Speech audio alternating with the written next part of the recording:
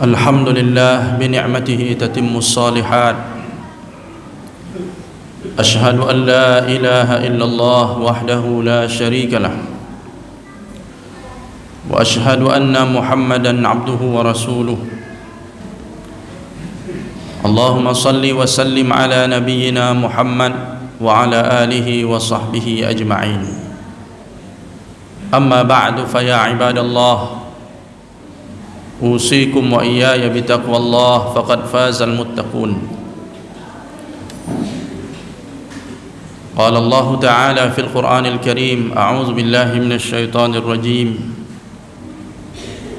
Ya ayyuhalladzina amanu taqullaha haqqa tuqatih wa la tamutunna illa wa antum muslimun. Hadirin kaum muslimin sidang jamaah Jumat yang dirahmati Allah Subhanahu wa taala.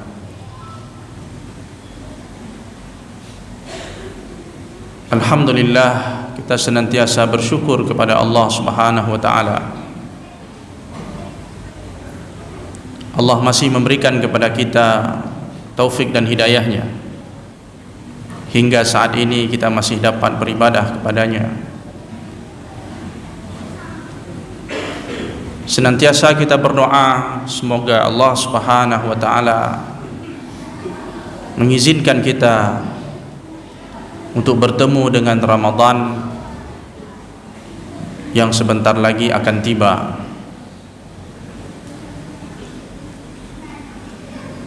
Bagi orang-orang yang beriman, apabila saat-saat beribadah kepada Allah Subhanahu wa taala tiba, maka hati mereka dipenuhi dengan rasa gembira dan bahagia.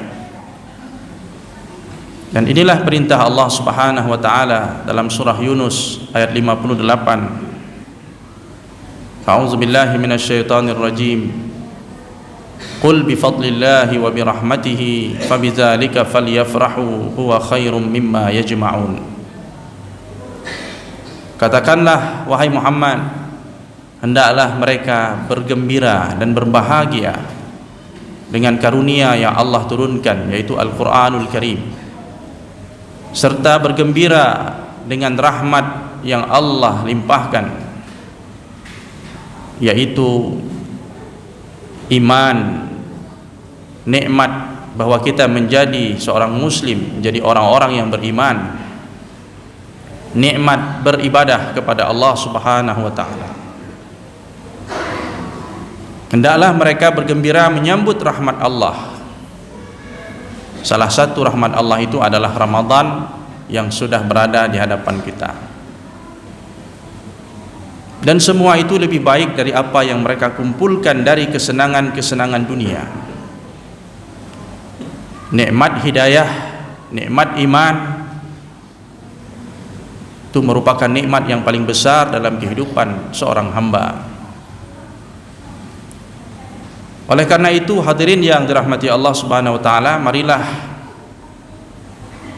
kita menyambut bulan Ramadan ini dengan berbagai persiapan-persiapan dan bekal-bekal terbaik kita, agar Ramadan yang akan kita jalani menjadi Ramadan yang terbaik dalam hidup kita. Jangan sampai Ramadan berlalu sementara kita tidak pernah menjadi hamba Allah Subhanahu wa taala yang baik. Oleh karena itu diperlukan bekal-bekal yang perlu kita perhatikan untuk menghadapi ibadah Ramadan tersebut. Yang pertama sekali, kaum muslimin yang dirahmati Allah Subhanahu wa taala, marilah kita mempersiapkan bekal iman. Karena Nabi sallallahu alaihi wasallam menyatakan, "Man shama ramadhana imanan wa ihtisaban, ghufira lahu ma taqaddama min dzambihi." Barang siapa yang berpuasa atas dasar iman dan mengharapkan ganjaran pahala di sisi Allah, maka Allah ampuni dosa-dosanya. Jadi hanya orang-orang yang menjalani ibadah Ramadan dengan bekal iman, merekalah yang akan mendapatkan rahmat dari Allah Subhanahu wa taala dan ibadahnya diterima oleh Allah Subhanahu wa taala. Iman di sini maksudnya kita berpuasa karena itu adalah perintah Allah. Allah Maha yang menetapkan hukum dan kita patuh tunduk kepada hukum Allah. Hukum Allah itu ada 3. Yang pertama, hukum qadari. Segala keputusan Allah dalam hidup ini adalah hukum Allah, ketetapan Allah. Bahwa hari ini siang terik, panas, bahwa besok hujan, itu semua ketetapan Allah. Bahwa hari ini ada yang lahir, kemudian besok ada yang meninggal, itu ketetapan Allah. Hukum qadari, qadar. Yang kedua adalah hukum syar'i, bahwa Allah yang menetapkan segala ketetapan-ketetapan, perintah-perintah, larangan-larangan, itu disebut dengan hukum syar'i. Bahwa ini boleh, ini haram, ini wajib, itu ketetapannya kepada Allah Subhanahu wa taala. Apa yang sudah Allah haramkan, tidak ada seorang pun berhak menghalalkan. Apa yang sudah dihalalkan oleh Allah, tidak ada seorang pun berhak mengharamkan. Itu semuanya ketetapan Allah, hukum syar'i yang kita harus patuh menerimanya. Dan ibadah Ramadan ini merupakan salah satu hukum syar'i Allah yang wajib untuk kita laksanakan. Dan yang ketiga adalah hukum jazai, ketetapan dalam bentuk balasan, bahwa Allah memberi pahala kepada seseorang, itu ketentuan dari Allah, ketetapan dari Allah. Bahwa Allah akan mengazab seseorang, itu juga ketetapan dari Allah. Allah masukkan kita ke dalam surga, itu ketetapan Allah, hukum Allah. Ada orang yang disiksa dalam neraka, demikian juga itu ketetapan Allah. Maka kita berpuasa atas dasar keyakinan bahwa ini adalah perintah Allah, dan kita yakin janji Allah Subhanahu wa taala, pahala terbaik di sisi Allah Subhanahu wa taala. Apabila ini kita lakukan, maka ibadah puasa kita akan diterima oleh Allah. Demikian juga qiyamu Ramadan, man qama ramadhana imanan wa ihtisaban ghufira lahu ma taqaddama min dzambi. Barang siapa yang menghidupkan malam-malam di bulan Ramadan dengan dasar iman dan mengharapkan pahala di sisi Allah, Allah akan terima ibadahnya dan Allah ampuni dosa-dosanya. Ini bekal iman yang perlu sangat kita perhatikan, karena iman itu adalah fondasi, landasan. Kalau ibaratnya dalam sebuah pertanian itu, iman ini adalah tanah ataupun lahan. Seseorang yang ingin menanam, menabur benih, maka dia harus memastikan bahwa lahannya sudah siap untuk ditanam. Kalau tidak, maka proyek pertanian ini akan gagal. Kalau lahannya tidak disiapkan terlebih dahulu, maka benih yang akan kita taburkan adalah amal soleh, puasa, salat, sedekah, tilawah, dan lain sebagainya. Maka ini semua harus disemaikan, ditabur di atas iman yang benar kepada Allah Subhanahu wa taala. Jangan sampai seseorang beribadah kepada Allah sementara dia masih melakukan perbuatan-perbuatan syirik, karena itu akan menghalangi ibadahnya diterima oleh Allah. Seseorang beribadah di bulan Ramadan tapi dia masih berhubungan dengan sihir, dengan dukun, dengan tukang ramal, masih berhubungan dengan jimat-jimat dan seterusnya, perbuatan-perbuatan syirik, ini ibadahnya akan ditolak oleh Allah Subhanahu wa taala. Seseorang beribadah tapi pada dirinya masih terdapat syubhat-syubhat, pemikiran-pemikiran yang menyimpang. Kita teringat dengan kisah ketika Abdullah bin Umar dilaporkan, diberitahukan oleh salah seorang tabi'in bahwa di kota Basrah ada sekelompok orang yang mengingkari takdir, mengingkari rukun iman itu, yang keenam tentang qada dan qadar. Ketika Abdullah bin Umar mendengar berita itu, beliau mengatakan, aku berlepas diri dari mereka dan mereka berlepas diri dariku. Artinya mereka bukan golongan kita lagi, sudah keluar dari jalur. Seandainya mereka bersedekah sebanyak apapun sedekahnya, Allah tidak akan terima ibadah mereka sebelum mereka beriman kepada qada dan qadar. Jadi kalau ada orang-orang yang memiliki pemahaman pemikiran yang menyimpang itu, maka besar kemungkinan ibadahnya tidak diterima oleh Allah Subhanahu wa taala. Ada orang beribadah sementara mulutnya menghujat, mencela sahabat Nabi sallallahu alaihi wasallam misalnya, atau mengkafirkan sahabat Nabi sallallahu alaihi wasallam misalnya, maka orang-orang yang seperti itu tidak akan diterima ibadahnya oleh Allah Subhanahu wa taala. Maka kita berharap ibadah puasa kita dibangun di atas iman, di atas tauhid, sehingga ibadah kita diterima oleh Allah Subhanahu wa taala dan kita mendapatkan ganjarannya. Kaum muslimin yang dirahmati Allah Subhanahu wa taala, bekal berikutnya adalah ilmu. Jangan sampai kita beribadah tanpa didasarkan kepada ilmu. Karena Nabi sallallahu alaihi wasallam menekankan, man amila amalan laisa alaihi amruna fahuwa raddun. Barang siapa yang mengamalkan satu amalan tidak berdasarkan petunjuk Allah dan Rasulnya, maka itu tertolak karena tidak berdasarkan ilmu yang benar. Sebaliknya, orang yang beribadah dan dia memiliki ilmu tentang ibadahnya itu, Allah akan angkat derajatnya. Yarfa'illahu alladhina amanu minkum walladhina utul ilma darajat. Allah angkat derajat orang-orang yang berilmu. Salah satu bentuknya adalah Allah banyakkan pahala ibadahnya itu. Tidak sama orang beribadah dengan ilmu dengan orang yang beribadah tanpa ilmu.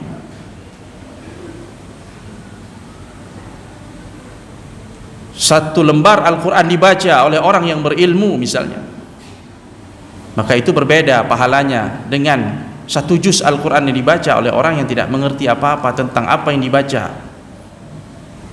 Allah memberi ganjaran pahala sesuai dengan ilmu seseorang tentang apa yang sedang dia ucapkan, apa yang sedang dia lakukan.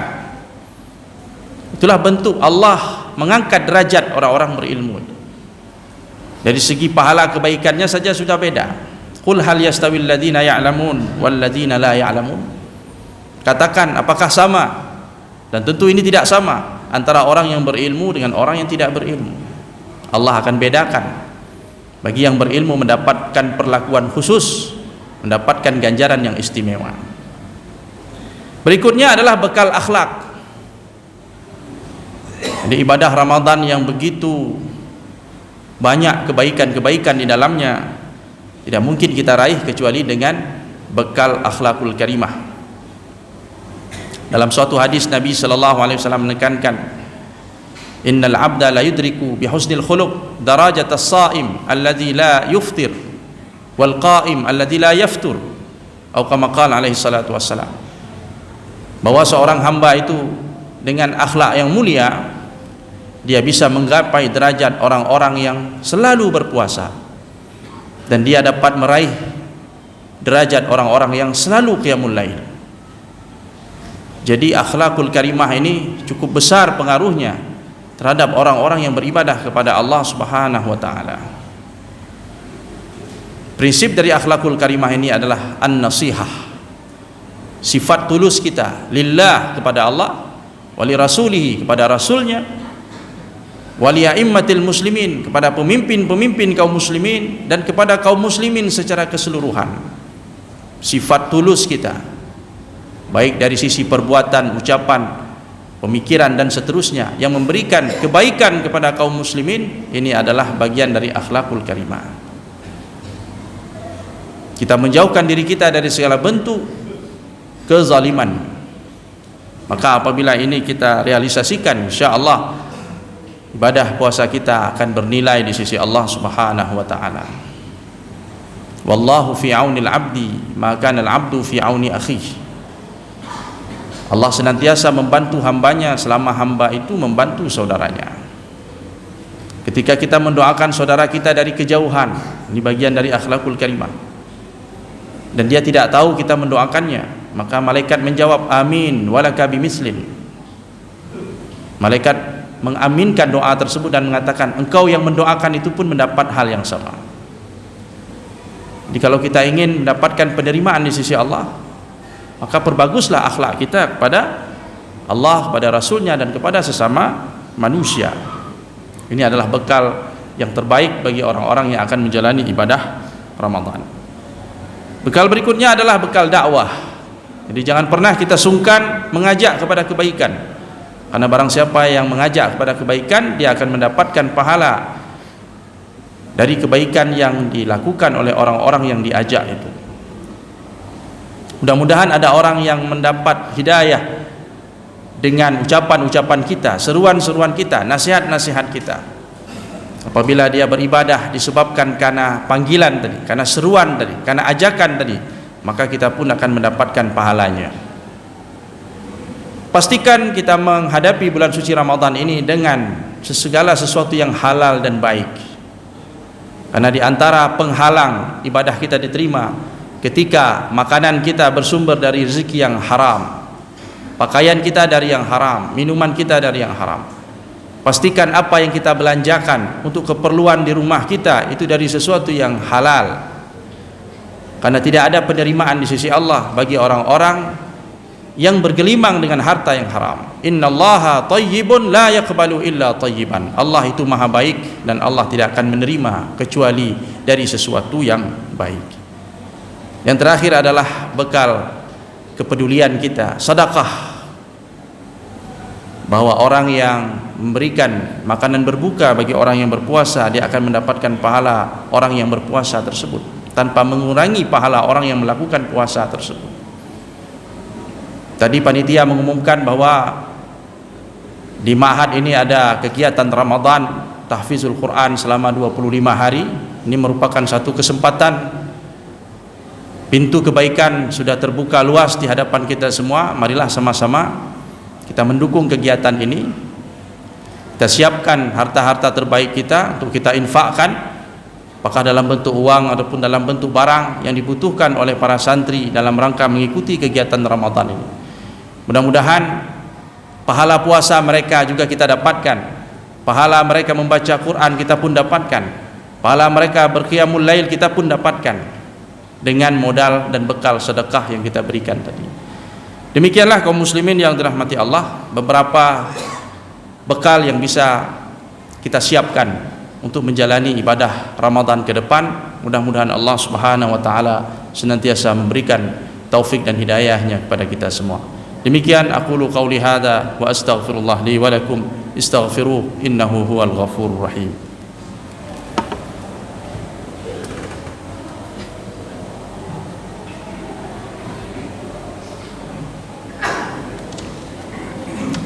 Alhamdulillahi rabbil alamin wa bihi nasta'in ala umuri dunya waddin.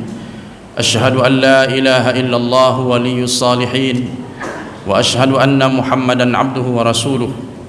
Allahumma salli wa sallim ala nabiyyina Muhammad wa ala alihi wa sahbihi ajma'in. Amma ba'du, fa ya ibadallah, ittaqullaha haitsuma kuntum wa atbi'us sayyi'atal hasanata tamhuha wa khaliqun nasa bi khuluqin hasan. Qala Allah Ta'ala fil Qur'anil Karim, a'udzu billahi minasy syaithanir rajim. Fa amma man a'ta wattaqa wa saddaqa bil husna fasanuyassiruhu lil yusra. Innallaha wa malaikatahu yusalluna 'alan nabi ya ayyuhalladzina amanu sallu 'alaihi wa sallimu taslima. Allahumma salli 'ala Muhammad wa 'ala ali Muhammad kama sallaita 'ala Ibrahim wa 'ala ali Ibrahim wa barik 'ala Muhammad wa 'ala ali Muhammad kama barakta 'ala ali Ibrahim innaka Hamidum Majid. Allahumma ighfir lil muslimina wal muslimat والمؤمنين والمؤمنات الأحياء منهم والأموات. اللهم أعنا على ذكرك وشكرك وحسن عبادتك. اللهم تقبل منا إنك أنت السميع العليم وتب علينا إنك أنت التواب الرحيم. اللهم ربنا آتنا في الدنيا حسنة وفي الآخرة حسنة وقنا عذاب النار. وصلى الله وسلم على نبينا محمد وعلى آله وصحبه وبارك وسلم. قوموا إلى صلاتكم وأقيموا الصلاة.